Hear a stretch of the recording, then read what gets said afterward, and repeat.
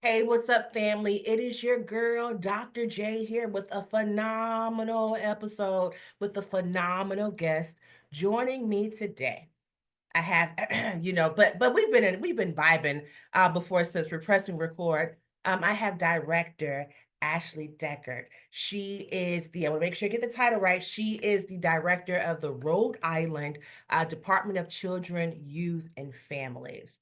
So, Director Deckert. Now I'm going to be calling her Director Deckert. Put some respect on her name. Aw. You will too. So hashtag put respect on her name.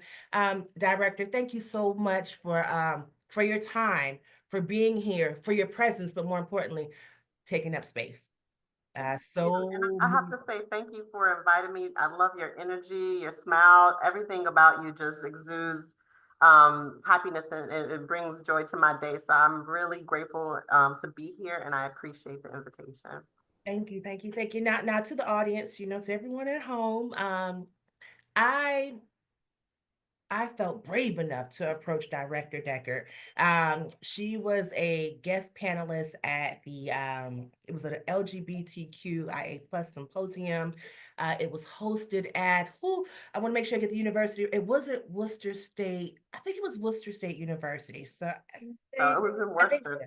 It was in Worcester, listen, it was in Worcester. I should know And where it was, but I I, don't remember. I remember Worcester because I had to part. But and I heard you speak, and you were the first person to speak. They were talking about, supporting the marginalized youth and looking at budgets and just looking at climates and being able to do it. And I remember you saying, "I'll start," and you had this like, "I'll," and you sounded just like that.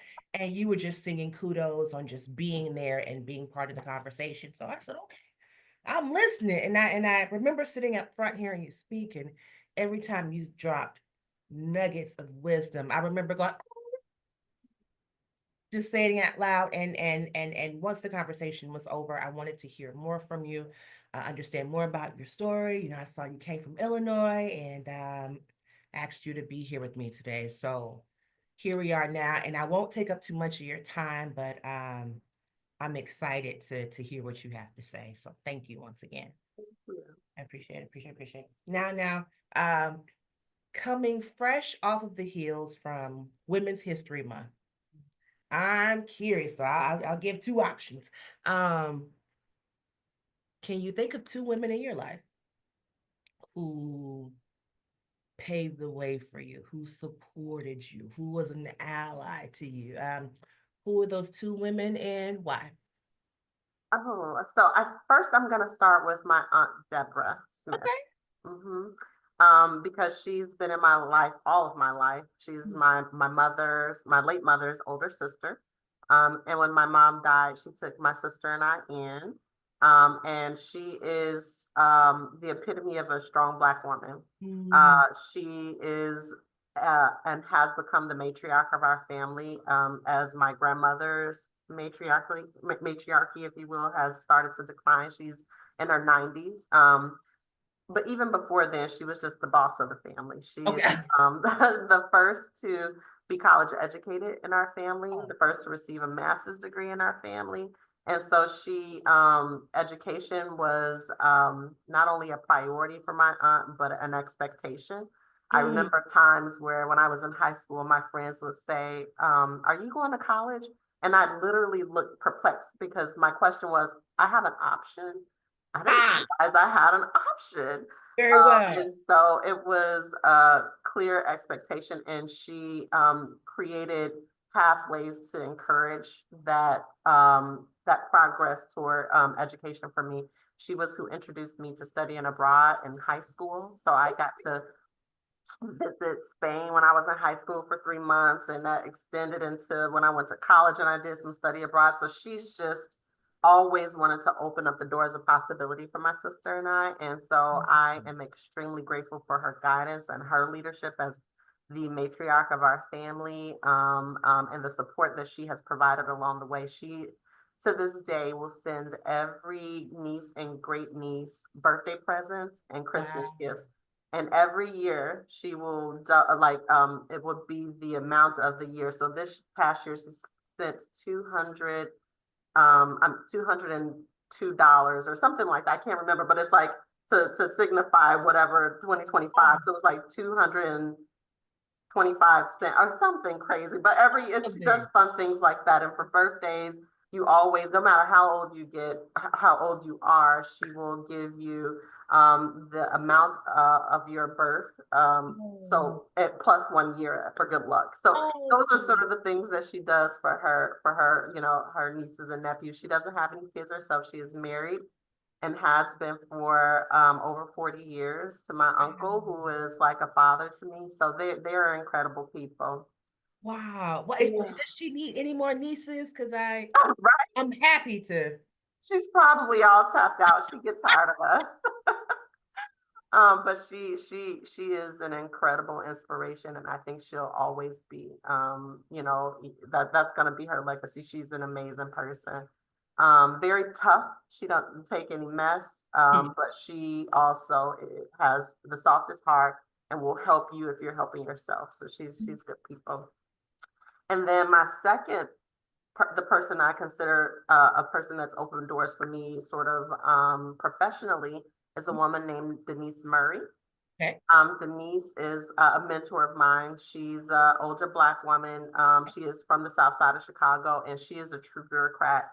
And she's another woman who is strong and does not take any mess. I met her when I worked for the Illinois Department of Children and Family Services, and she opened up the door for me to climb the ladder in terms of she is the reason why I'm here, to be honest with you. The opportunity came about at Illinois to be deputy director, and she, as chief of staff, saw potential in me and put me in that role and mentored me and guided me throughout that, my time in Illinois. And even, coming to Rhode Island, I went to her several times to use her as a sounding board and to get guidance and, understanding about how to make the decision to come here to Rhode Island. So she's an incredible woman. In fact, she just reached out to me the other day to check in on me, and she and I caught up on a few things. So it's older Black women who have had the experience, professionally, that has really been a source of empowerment and support and guidance for me. I have plenty others I can name, but those are my top two. Wow. And I think I think you are incredibly blessed to be in the role that you're in. And I think you're even more blessed because of the amount of mentors and the people who wrap their arms around you. Which leads me to this next question. How can someone be like you? Oh gosh, that's I don't even know if I feel like I can answer that question. I'm still learning and growing. I'm grateful to be what I think is young. My daughter thinks I'm old, but I feel like I'm young in my career as director. And I have I am confident in what I know. I know child welfare through and through. It's something that I've dedicated my entire life and career to. It's something I'm extremely passionate about. I have always been a proponent of preserving families, and that's where my value lies, and that's how that's the lens in which I see this work. How can we support families, and how can we keep kids and families intact? Recognizing that our system also has the responsibility to protect kids from people who truly intend to harm them. And, that's, I appreciate, honor, and respect the role that we play in protecting kids. And I am also very passionate about how we can support families stand together. And so I have lost my train of thought. I apologize. Yeah, to be like you. We want to be like Oh, you. yeah. So keep going. Keep I'm trying going. to deflect the question because I don't know how to answer it. But I think what I'll say is I always want people to really not necessarily look to be like me. Like when I think of my mentors, I don't know that I want to be like them as much as I want to find my own path and my own way, while utilizing the support and the guidance of the people who I admire, who have gotten there. So I really recommend that people really sort of look inward and figure out what it is that they are wanting to do, because this is what I would do, right? I look inward, come up with 5-year plans, really outline your goals. When I look back on my journals and when I do planning for myself and my life and my career, and I see where I was and what I said I wanted to be, Mhm. manifestations are real, written manifestations are real, verbal manifestations are real, because when I look back on those journals 10 years ago and I see where I'm at now, I envision this for myself. And so I think people really should respect the universe in that way, put Yeah. out what you want to be the change you want to see, and utilize your supports and your mentors to help you get that way, because no one gets there by themselves. I love it. I love it. And I want to build off of the mentor piece. And I'm saying this because when I moved from Florida to Massachusetts, I found that I went from being around predominantly Black and brown people to being the only Black person in the room, to being the only Black woman in the room. And I would stress the importance of having mentors and having that mentorship. And my question to you is, because you highlight your mentors, um, why is it important to have those spaces, those mentorship opportunities? Why do you think that's important?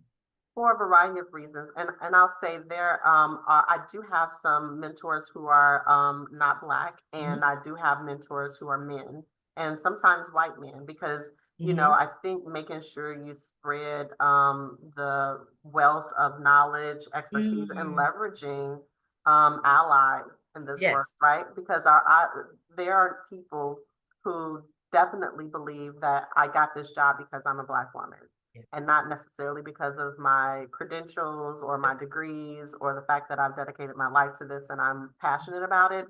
There are people who flat out believe, oh, she just got this job because she's the DEI hire. Yeah, That's yeah, under yeah. attack right Yeah, now. yeah, yeah. And I think being able to appropriately connect with friends, and stay connected to people who are allies of ours, who believe in what we're doing and know the struggle, can help leverage, in my opinion, can help leverage us in some of these positions and help support us in those positions too.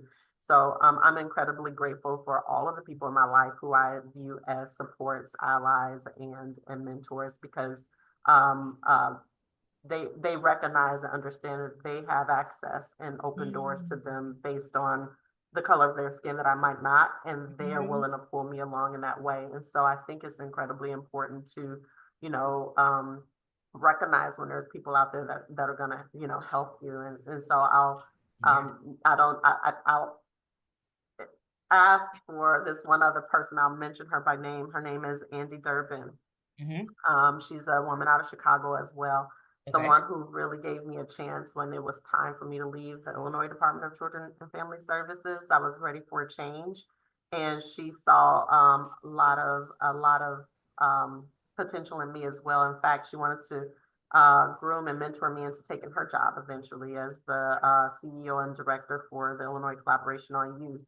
And again, it's people like that who are thoughtful about diversity and making sure that they themselves are pouring into people, is important. So a shout out to Andy Durbin as well. So yeah. I love it. I love it. And I love that you are not mincing your responses. I'm glad you were calling it out. I'm glad you're using the terminology. I'm glad you're not skating over things. I'm gonna get myself in trouble one of these days, but No, not at all. Not at all. we'll Not at call all. it good trouble. I'm telling you, John Lewis taught us that. He taught us that. Um, what's really sticking out to me is how you went from, so there's a spectrum that I use, called the DBIE spectrum: diversity, belonging, inclusion, and equity. And I realize, for some folks, they think those four little letters, DBIE, or the three letters DEI, is, oh, it's scary. But people don't understand what it means. And so when you mention having those diverse mentors and hearing those lived experiences and them understanding, the struggles, but then you pulled in that inclusion. Some people think inclusion means I include everybody. No, inclusion means who has a seat at the table and who has a seat at the table when decisions are being made. Right. So I like how you mentioned that. people seeing the best in you and they're saying, hey, come with me. I want to show you, I want to mentor you and take you to the next level. That's what I need. I need a button that says, that's what I'm talking about. Yes, That's what I'm talking about. And that's what's needed. button that. I'm just saying. Yes, go ahead and get that button because people will buy it. Come on now. But director, like and the fact that people aren't nervous to help you. People weren't worried about their jobs while helping you. Say, hey, we're gonna let me It's a get to my next blessing. question because I It can just truly is. well, because some people are nervous to do that. I mean, you know, they ask me, they're not going to lose anything, but this is how we get greater experiences and innovation if we're really trying to change the world. So kudos to your people. Let them be, look, if y'all watching this, come be my people too. I love it. I love it. I love it. I love it. All right, Director Deckert. My next question. Please be real. Now, for this portion of the show, I call this the we out here now. And so pretty much with we out here now, it's simply, I want you to think about being on a boat in the middle of the ocean and you're not sure which way to go, but you do know you have to move forward. So director, with this next question in your response, we out here now. All right. I need you to feed the people, talk to the people, help us out. My question to you is, what are some of the biggest barriers or obstacles you may have faced? And how did you do it? Now, before you answer, because what really bothers me with some folks is they'll say, "Ooh, by the grace I made it." Yes, I did it. It's like, okay, great. Tell us, give us a secret sauce. Tell us how. Are there any obstacles or any things like that that stand out to you that you may have faced? And if so, please share your secret sauce on how you overcame You it. know what? As you were saying that, and I was thinking, I have to tell you that my first answer to that is myself. And I'm gonna dive into why I say that. Okay. When some of these, and there's a lesson behind it too that I hope someone can glean from it, that might be listening. When some of these opportunities were first afforded to me or introduced to me, I there was a sense of self-sabotage. There was I learned eventually was imposter syndrome, where I had this, oh, they got me all messed up. They can't be really thinking. They think I have the potential. No, no, I'm not. Am I that smart? Am I worthy? Can I be at that table? They made a mistake. And then getting there and trying to figure out how to find my voice with those self-deprecating feelings of I'm not meant to be here. Someone's just giving me, like just sort of internalizing this idea that I'm not worthy to be at these places or at these tables where my voice can be heard, where my expertise can be leaned on. And I found that I was my biggest barrier, and I have really had to work through that. And the person that helped me work through that the most was Denise Murray. She was not having it. And she would tell, I mean, let me tell you, she, when she was my boss, probably I cried every day. She knows this. I'm not telling anyone anything that I haven't told her. And what she would tell me after she made me cry, because she would flat out curse me out. This is a woman from the South Side of Chicago. You better not mess with her, and she will curse you out. Gotcha. After she do all of that, I'm in tears and feeling like depreciated. Then she'll say, I'm pulling you down to pick you up. So let's talk about where you go from here. Now, that's not my style. Let me be clear. I don't think that I'm that kind of person when it comes to mentoring people. And I respect that that's her style, and it sort of worked for me until it didn't.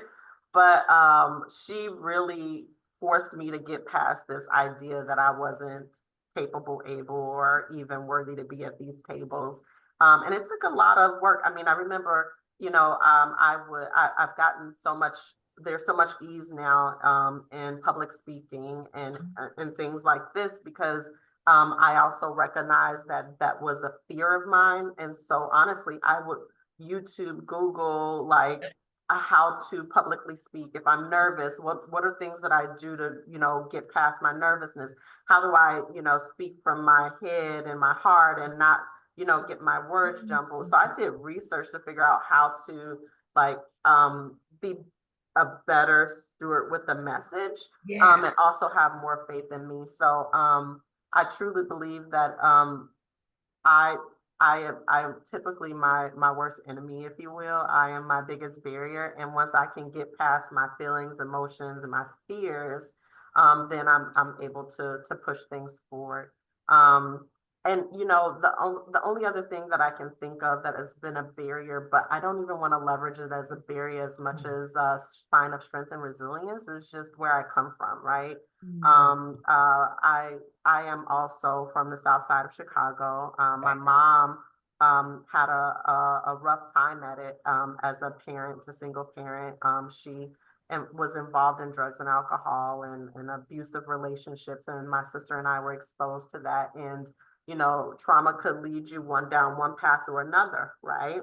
Or that kind of trauma. And there is something to be said around um, taking those experiences and applying it to the reason why I do the work that I do, right? And not Mhm. everybody can do that. So I don't necessarily see that as a barrier as much as a show of strength. And when I'm facing some of my toughest challenges, even here in this work, in this job, today, tomorrow, yesterday, 2 weeks ago, a month ago, Yeah, yeah, yeah, yeah. I remember where I came from, and I'm like, all right, this ain't got nothing on what you experienced. You'll be all Yeah. right. Mm. We call that a Monday where we come from. Right. Remember that a little bit. I might vent to my team, and we pull each other up, but they definitely support and pull me up. But once I get past this angst of I just want things to go well, I just remember you got this, girl, and God is not going to give you anything you can't handle. Exactly. Amen to that. Let the church say amen. Thank Let the you. church say amen. Yeah. Wonderful, wonderful, wonderful. Hmm, what do you think, either in your role, uh, personally, professionally, um, some misunderstandings people may have about your role? I mean, That's a heavy is really the good head that question. wears the crown. Mm. Mhm. I think people misunderstand the job itself. There, Okay, okay. and I'm gonna before I go into detail about why I say that, I'm gonna say even I did. Yeah. So when I was at Illinois DCFS as a deputy director in my own little space and world of the work that I was responsible for, Mhm. I would see what our then director was doing. I was like, I don't like the way he's doing that. Yeah. And in my head, I was like, I can do it better. Mhm. Like I can do it better. Um, and I got humbled in this job very quickly. Very well, very well, very well. It goes back to there's pros and cons to that because from my perspective, I wanted to be the change I wanted to see. Mhm. And in fact, I had originally started to figure out how to become director for Illinois DCFS when this idea of directorship came into play in my mind and my heart. Yeah. Because I didn't like the direction in which my state was going with child welfare, and I wanted to be the change I wanted to see. Yeah. And so I started to sort of inquire with some mentors and trusted friends if I wanted to do that, because I think that this particular director might be exiting soon. How can I put my name in the hat? And to Yeah. be honest with you, I was discouraged. People said that's where your career will go to die. Don't do it. That's the toughest job. I'm like, but I don't like that answer too much. I think I could Yeah. do it. I think I could do it. Yeah. And then I tell people all the time that I'm here because God put me here. It's just the way the stars aligned. There was no other Mhm. person or a thing or entity or I truly attribute my presence here and the way it happened to Mhm. God. So this opportunity came about, and I said, well, it's still a director position. So I manifested wanting to be a director, and I got Yeah. this job. Go for it, Ashley. This is where God wants you to be. And then I get in the job, and I'm like, oh, Mm. so it's real easy to sit in Hmm. the P gallery and look at that person in that seat and tell them what you think they should be doing differently and how it should be done, and they're doing this wrong and they're thinking about that wrong way. And then when you're in it, you recognize it's so much more complicated than Wow. anyone could imagine. And it's mostly because it's so many moving parts. It's like an intricate watch that's like, if I can't even like visualize or describe how many moving parts it is. There's the political side of child Right. welfare. There is Yep. the labor force side of the work. There is the children and families that we're Yep. actually trying to serve. There is the provider community. There is the federal government. It's so many things that you're grappling with on a day to day, including the fact that people already think it's a terrible agency to begin with. So Right. you're Right. fighting the uphill battle because they don't like the department. Those are the people that take the kids. Those are people that kill kids, so Yep. you're Yep. Yep. fighting this stigma that exists of this child welfare agency while trying to fix it that people have about this job. I don't think people think it's easy, but I think they think that it could be done. And I say, and differently. And I say to them, try it out. Yeah. Yeah. Be Yeah. the change you want to see. Yeah. Come Yeah. Yeah. on, That's what it is.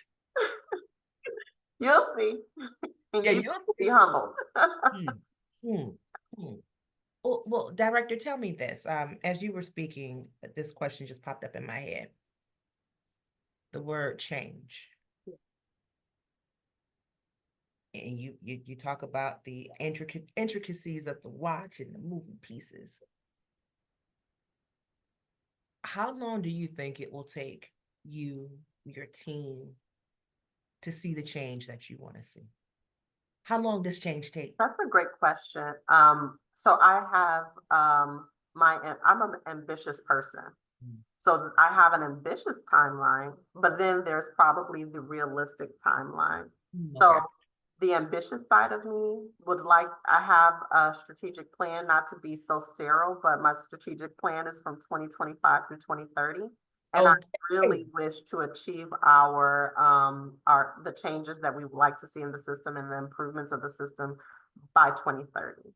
I Right. think that that's not only ambitious, but there is a level of realism if we can really start to move together as I'll put this vision in people's mind. I think of this work as a fleet of boats, and I'm the ship, Mm, right?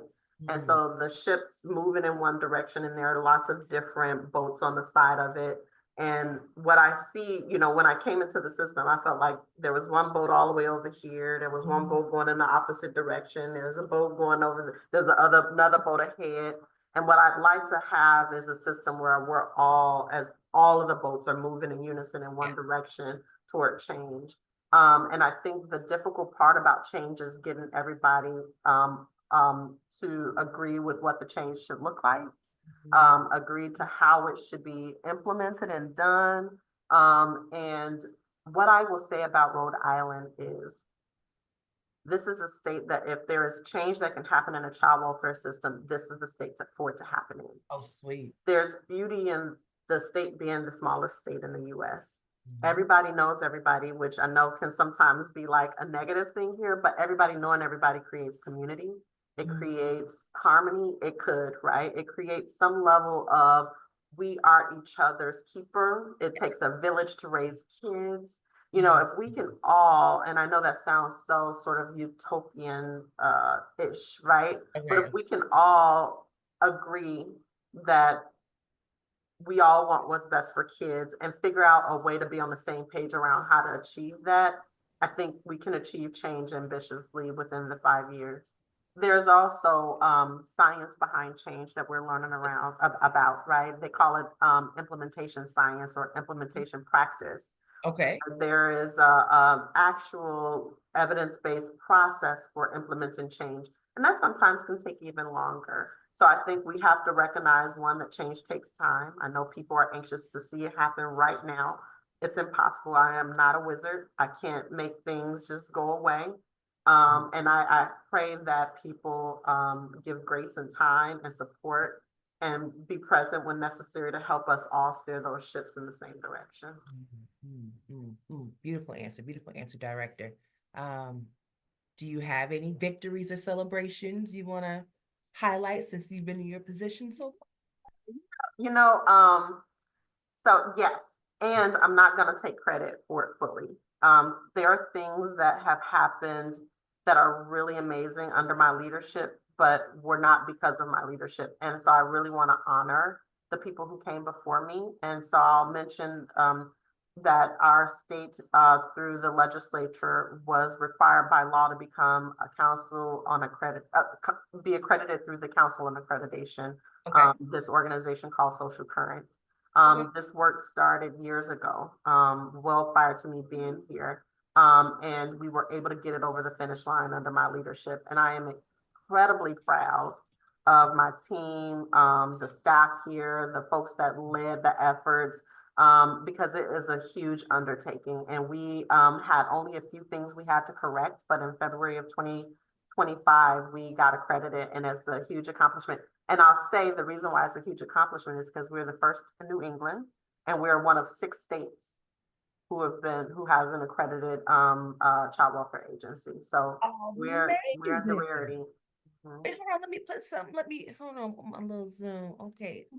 Don't know if you can see hearts and celebration. That is huge. It is, it is. I'm really proud of the team. The other thing that I'd like to shout out is I have a goal Mhm. personally, and I came here with this goal. And the thing that actually attracted me to Rhode Island is seeing the progressive approach to reducing the number of children in out-of-home placement. Oh, We have seen an incredible, a consistent and incredible steady decline in the number of kids that are being removed from their families. I I credit our child protection investigators and their work for really assessing whole families and taking on the value and the perspective of let's support families as opposed to remove kids, yeah.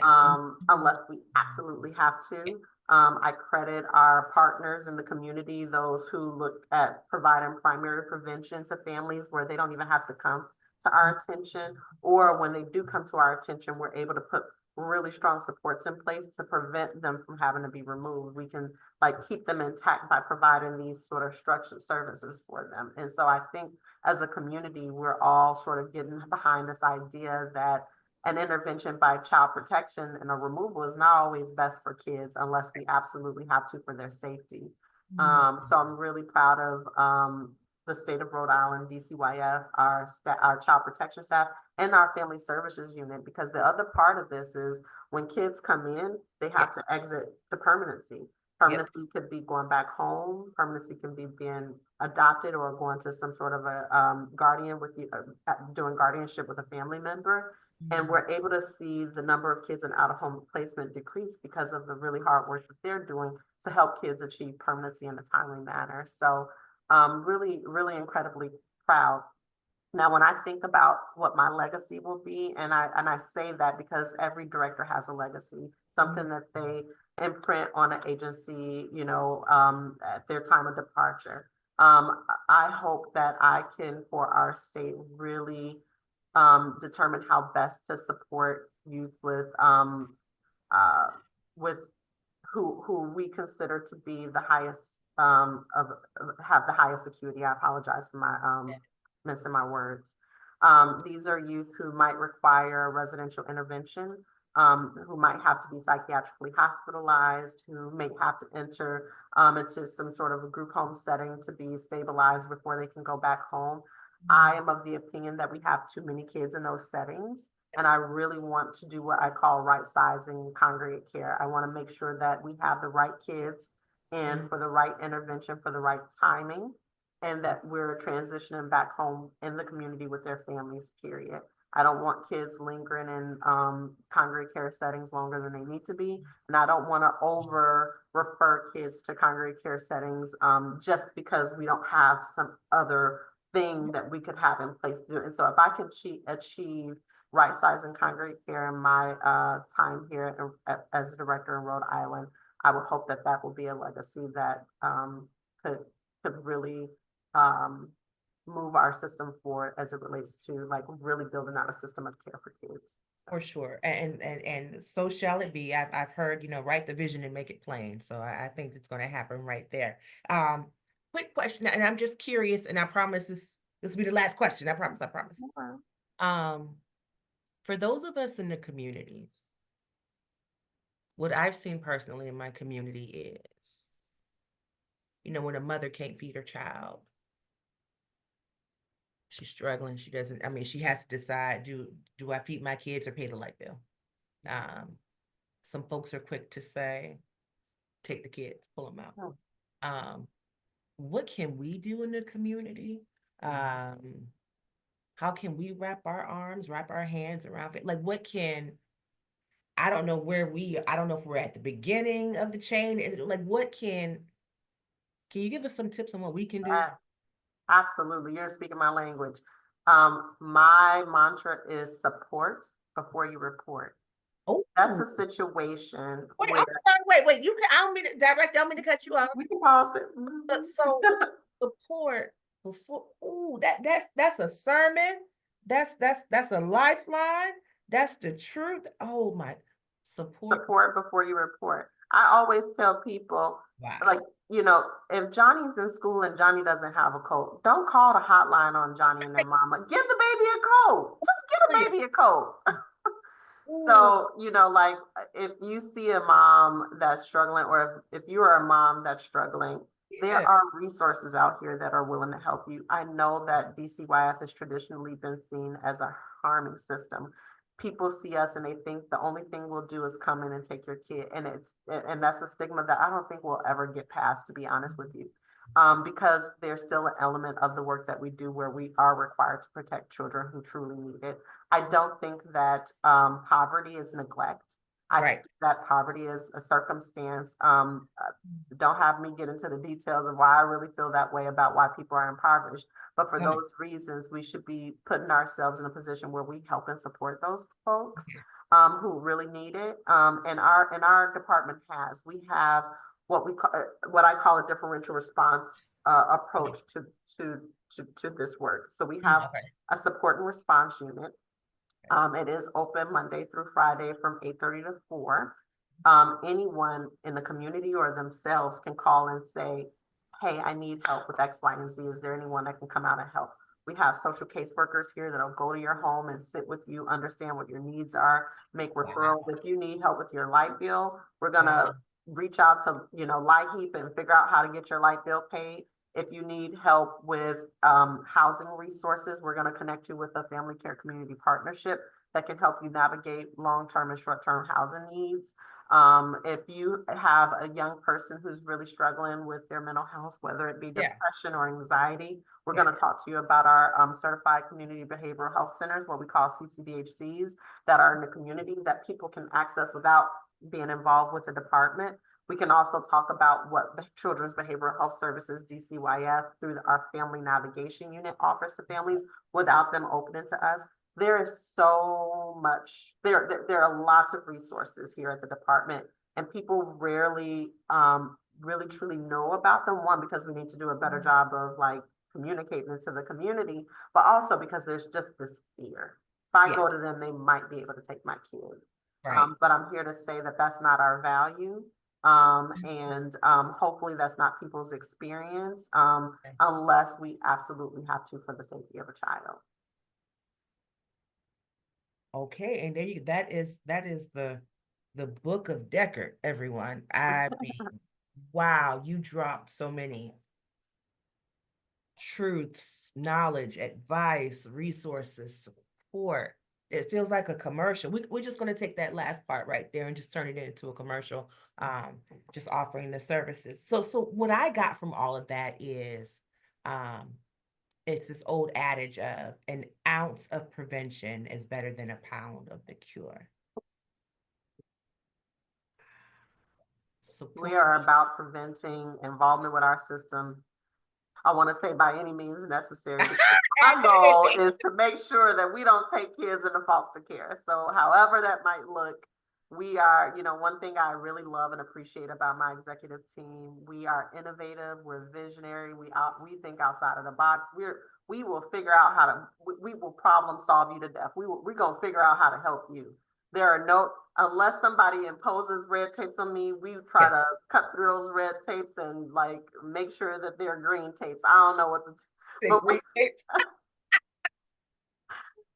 Love it. so, but I do, if for your listeners and people who are interested in learning what the department does offer, if you have access to internet, you can go to dcyf.ri.gov. We have our annual report up. We have our strategic plan posted on our website. We also created a mandated reporter guide called mandated reporting support. I'm going to get this Okay, right. It please. is called I'm sorry, a Strengthening Families, a guide for mandated reporters as supporters. So Wow. it's about a 35-page document that really helps people understand poverty is not neglect, Mhm. understands how their bias might result in calling the hotline Yep. Yep. unnecessarily and Yep. how to think through that. Wow. Also, for those who are interested in the support and response unit, you would call 188 RIFAMLY Right. or 1-888-743-2589. I'm sorry. Gotcha. Yep. You My got it. 2659. I'm sorry. See, I told you my I glasses got are you. off. I can't I know. I thought about that. Like, oh, but we got it. We got the see. number. Wow. Oh, but the website is an incredible resource for families if you all want to check it out. It's got everything on there. Wonderful, wonderful, wonderful. Thank you, Director Deckert. I just, this is the last question. Last question. The latest book you've read, or Ooh, what are you interested in reading? so the book that I just purchased that I haven't broken into, and I am not going to remember the name of it, but I'll be able to tell you.